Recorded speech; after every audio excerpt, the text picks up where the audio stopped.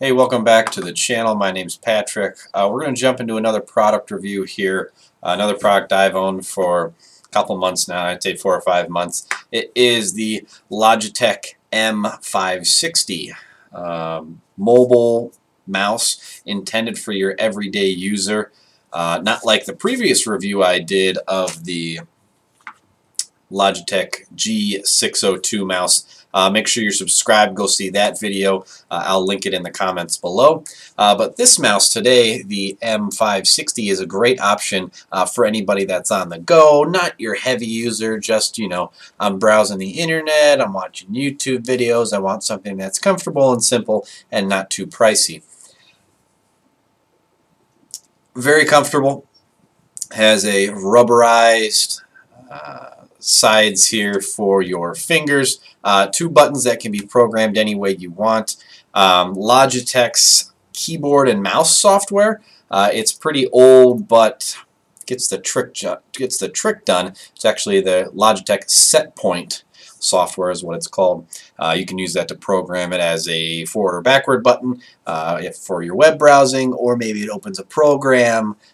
Plenty of options there. On the front here we have our standard left and right click buttons, a scroll wheel that only has one tactile feedback setting, and then you can toggle the scroll wheel left or right to go back and forward in a window. Or with a Windows 8 computer, it opens up the left or the right side menus. The button in the middle there is to toggle between your Windows 8 tiled screen. But if you're not a Windows 8 user, that's fine. This can be programmed for many other reasons. In Windows 7, it brings up the Start menu automatically. Or it can be programmed to open a program like Google Chrome or something like that. Let's talk about the body of this. It's very symmetrical, minus button placement on the side here, which is nice, extremely comfortable. I do love the textured rubber that's over here. I like the little accented silver ring around the side, goes all the way around. Really nice mouse. I do like the unibody single piece of plastic, even though it does have a very different left and right click. Kind of interesting how they do that, but very stylish, very inexpensive. On the bottom here you just have a battery cover that kind of pops off here. One single AA battery, and actually the receiver's still in here. It's good, I was looking for one of those actually.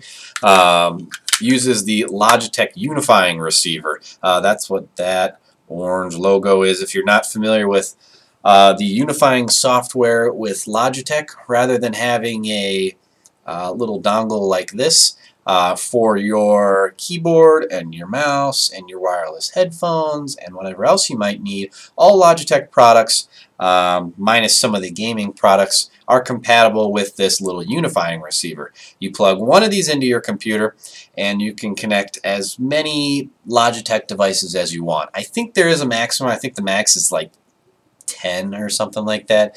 Much more than most people could ever achieve. Anyway, you have to have like 5 mice and tons of keyboards, and I don't even think they make 10 products that can use a wireless receiver like this. So the unifying receiver is great. I like it. I like just having one of these in my computer. They're super, super small, but nice to have.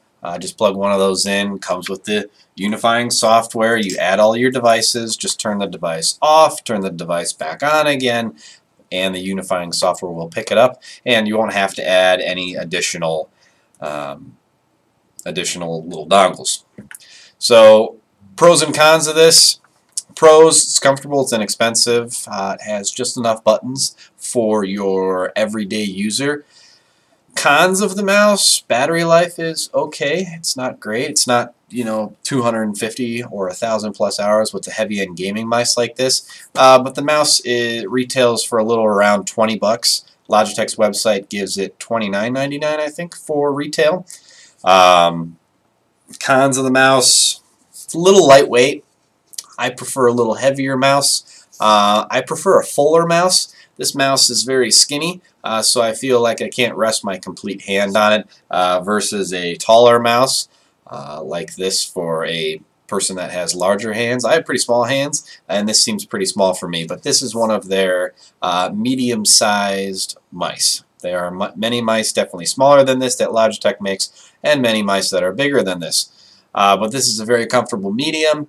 It's great. I do wish that it had kind of a thumb rest, kind of like the Logitech G602 has. That has this huge little thumb rest in there, which is nice. But something for 30 bucks, yeah, I really can't beat it. I can't have any cons. There's things I wish I had on this mouse. A couple more buttons. You know, maybe it looked a little sharper. The design is great. I love it.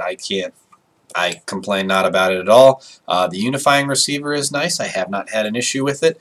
I use it on a ton of different surfaces. Over here on this other battle station that I use, I just have a pretty generic like $2 mouse pad that I use. Sometimes I just use it on a wood table. Sometimes I use it on a glass table. It performs well on all surfaces, and most halfway decent wireless mice do nowadays. Let me go to Logitech's page real quick, and I'll talk about some of the product specifications that they have on here. They say it's a full-size, comfort-first design with deep contours, soft rubber grips. Whether you're a right-handed or a left-handed person, the cradle is natural and comfortable hour after hour. That can beg to differ. I don't consider it a full-size mouse, but Logitech might say so. Has the 2 extra thumb buttons, which we talked about here on the side, to switch instantly between the traditional Windows desktop and apps. This mouse is really designed for Windows 7 and Windows 8 users. A lot of the manufacturers try to tailor towards that nowadays, and that's fine. Windows 8 is not necessarily known for the easiest operating system to navigate, so having a mouse that helps you get around that is a perk for me. Talks about the Logitech Unifying Receiver. The tiny receiver practically disappears in your computer's USB port, so there's less chance of it being broken or damaged, which is great. Plus, you can easily add a compatible keyboard, number pad, or even another mouse without the hassle of multiple USB receivers. It says it has advanced 2.4 gigahertz wireless connectivity. Not sure what's advanced about it. Seems like a normal 2.4 gigahertz wireless connectivity for me, but that's what they label it as on their website. Hyper-fast scroll wheel in free spinning mode. You can coast smoothly through the longest documents in one-click mode. You can go precisely through spreadsheets, photo albums, or playlists. I don't know why it says free. In free spinning mode. This only has one setting.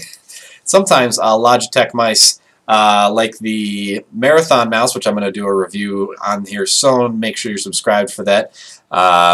It has a button here that toggles how the scroll wheel works. This is just one mode. It's just tactile. Sometimes you can click the button and it will allow the scroll wheel to spin freely.